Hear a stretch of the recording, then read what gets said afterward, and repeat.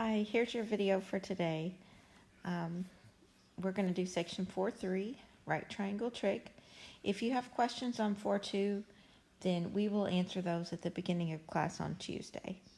And this is not necessarily building on what we did in 4.2, so I think we'll be okay.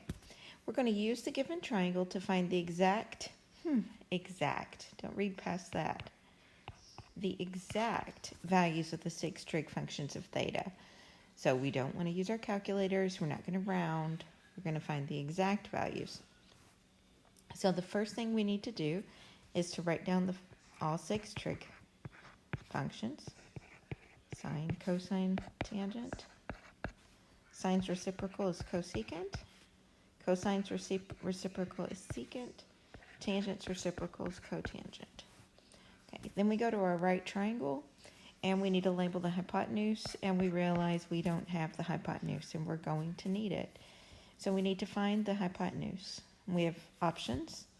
One is we can remember that this is a Pythagorean triple. It's a 3, 4, 5, so the hypotenuse is automatically 5. If you've forgotten your triples, then what do you do to find the hypotenuse of a right triangle? You do the Pythagorean theorem. A squared plus b squared is equal to c squared, and c is always the hypotenuse. In fact, I'll use a h. You always sum the two smaller sides and set it equal to the largest side squared, which is always the hypotenuse. 3 squared is 9, 4 is 16, 9 plus 16 is 25, and so the hypotenuse is plus or minus 5. And we will use the positive here. It will become necessary in some cases to use the negative, and when that starts to happen, I'll point it out to you. So now that we found our hypotenuse, that's the first side we want to label, is the side opposite the right angle as the hypotenuse. Next, you see the angle that we're talking about in this problem, and they asked us to find the functions of theta. So theta is the angle that we're concerned with. So the side that is opposite of theta is 4. And the side that is adjacent to theta is 3. So we've got our triangle labeled. We have everything we need now. And we can remember sine is so, S-O-H, so opposite over hypotenuse. Cosine is ca, C-A-H, so adjacent over hypotenuse. Tangent's toa, T-O-A. So 4 over 3. Then all we have to do is our reciprocals. Cosecant's reciprocal is sine. Secant is the reciprocal cosine. Cotangent is the reciprocal of, tangent.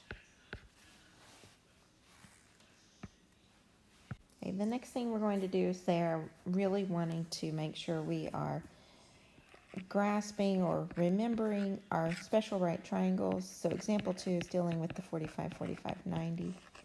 If these two angles are 45, then that means 2 of the angles are the same, which means the opposite sides are the same. So it's isosceles. And if the hypotenuse is 1, then the sides are square root of 2 over 2. And then for the 30, 60, 90, I just looked at the book, and they are doing it opposite. They're saying my sides are 1, my legs are 1, and my hypotenuse is square root of 2. Both of the ways that I've written it are fine, but we'll go with this way since it's the way that's in your book. The 30, 60, 90, the 30 is the smaller acute angle, the 60 is the larger acute angle. The 30 is opposite the smaller side, and the 60 is opposite the longer side. And if you think about lining up these sides and writing them all as square roots, then the square root of 3 is, in between square root of 1 and square root of 4. So there's our 30, 60, 90. This is the one we're using for example 3. These are all degrees.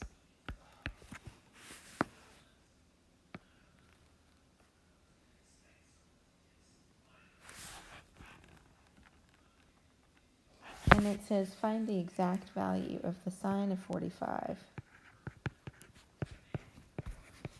the cosine of 45, and the tangent of 45. Well, we already have a way of doing this. We can go to our unit circle and find those using the ordered pair. But we can also use our right triangle trig, just plain old sine of 45. So choose one of the 45s and label your triangle opposite, adjacent, hypotenuse. So then the sine is 1 over square root of 2, and you'd have to rationalize. So it's square root of 2 over 2. Cosine is also 1 over the square root of 2, which after you rationalize is square root of 2 over 2. And tangent is O over A, so it's 1 over 1, which is 1. For the 30, 60, 90, they want us to find specific things. They would like us to find the sine of 60, the cosine of 60, the sine of 30, and the cosine of 30. So we need to go to our right triangle. We need to label the hypotenuse. We need to find the 60 first. And let's label the triangle in terms of the 60. We have our opposite and our adjacent. Sine is SOH, S-O-H, so we have the square root of 3 over 2. And the cosine of 60 is CA, which is adjacent over hypotenuse. Now, since they are switching to the 30-degree angle, we need to go to our triangle. We need to go to our triangle and relabel it in terms of the 30-degree angle. So for the 30, this is still our hypotenuse, but the 1 is opposite and square root of 3 is adjacent. So the sine of 30 is SOH, so 1/2, and the cosine of 30 is CAH, so square root of 3 over 2. Now in the middle of page 275, there's a box, and this is what they're wanting you to realize, that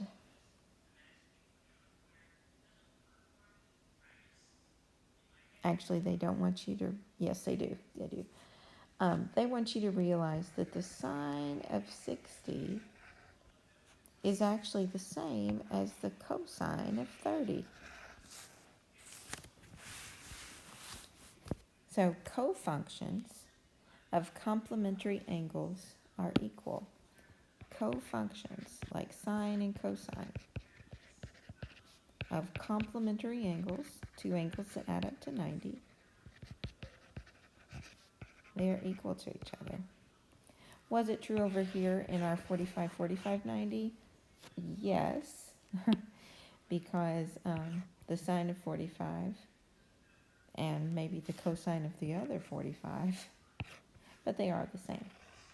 45, 45, 90 is just special because of the isosceles fact. But if you look at your 30, 60, 90, it's also true for this pair of cofunction angles. We've got cosine and sine, so those are cofunctions. And the 60 and the 30 are complementary, and they're both equal to 1/2. And the box on the middle of 275 just goes through and shows you many different examples. And then we will summarize it formally and say the sine of 90 degrees minus theta is equal to the cosine of theta. So it looks a little confusing.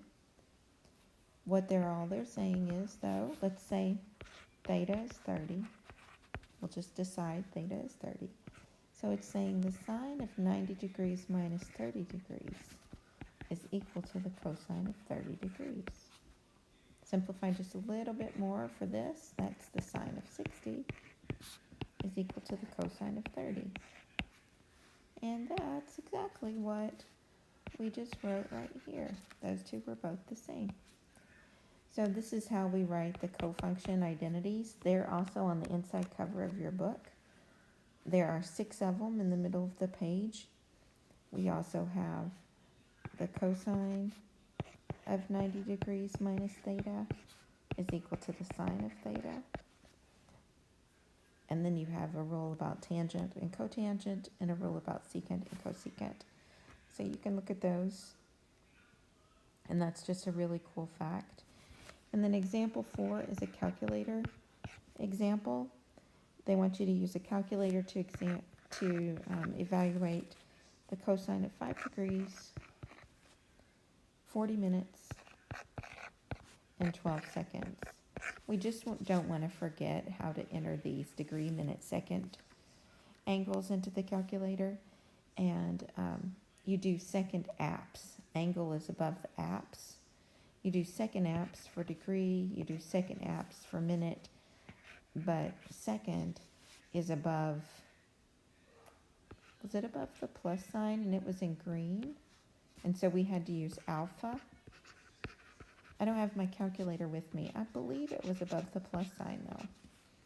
But I know the little second symbol was in green and we had to use alpha. Okay, that's it for today. We'll pick up here on Tuesday and we'll answer any questions that you have for me Tuesday. So come ready.